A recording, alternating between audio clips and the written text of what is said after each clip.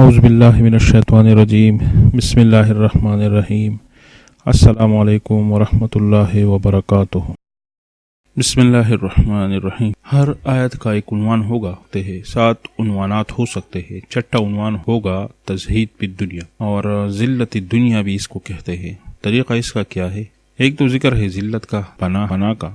تزہید زہد سے ماخوذ ہے۔ زہد کہتے ہیں عدم رغبت یعنی نفرت کو، یا کسی چیز میں عدم دلچسپی، اور اس کے صلے میں عام طور پر فی آتا ہے، کبھی کبھی ان بھی آتا ہے۔ اس میں فصاحت نہیں ہے ان میں۔ فصیح یہ ہے کہ زہیدہ کے صلے میں فی آئے، زہیدہ فی، و ان بھی جائز ہے۔ قرآن میں اس کے صلے میں فی آیا ہے، وَكَانُوا فِيهِمْ مِنَ الزَّاهِدِينَ۔ تزہید فی الدنیا بہتر ہے تزہید عن الدنیا سے۔ بے رغبتی دنیا کا کس طرح ہو سکتی ہے؟ دنیا کی بے رغبتی ذکر کرنا، قلت دنیا، دنیا کی فنا کا ذکر۔ قلیل چیز ہے، فنا ہوگی بہت تیزی کے ساتھ۔ اس کی محبت دین کے زوال کا سبب ہے، اور سبب ہے عذاب الہی کا۔ محبت الہی کی زوال کا سبب یہ دنیا کی محبت ہے۔ دنیا سے دل نہ لگائے، دنیا ممنوع نہیں ہے، مگر دنیا کی محبت ممنوع ہے۔ محبت کو انسان ترجیح دیتا ہے۔ جب دنیا کو دین پر ترجیح دی جائے تو یہ بہت ناروا ہے۔ سورہ ال عمران 14 نمبر آیت میں ہے زین للناس حب الشہوات، یعنی زین للناس حب الشہوات،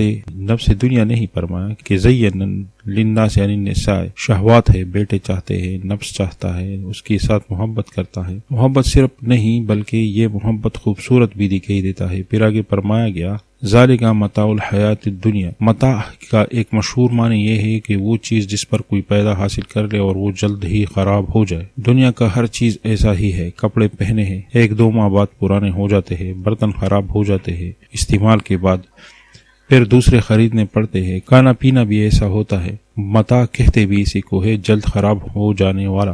دنیا کی زندگی بھی ایسی ہی ہے، تھوڑے عرصے کے لیے ہوگی پھر نہیں ہوگی۔ متاع اس پالتو کپڑے کو بھی کہتے ہیں جو لوگ پھینکتے ہیں استعمال کرنے کے بعد، جس پر لوگ صفائی کرتے ہیں اور پھر پھینکتے ہیں، یعنی ٹیشو پیپر آج کل۔ متاع مردار کو بھی کہتے ہیں۔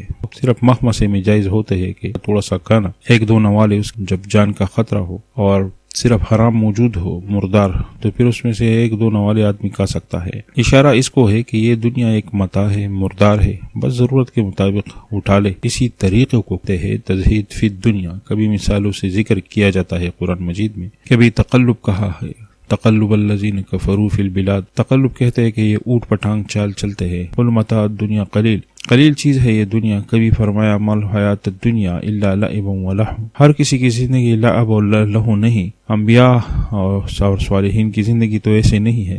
دین کا نہ ہونا جس زندگی میں ہو، اگر 1 گھنٹہ ہو، 1 منٹ ہو، وہ تمام زندگی ہو، پورا دن ہو، وہ لعب و لہو ہے۔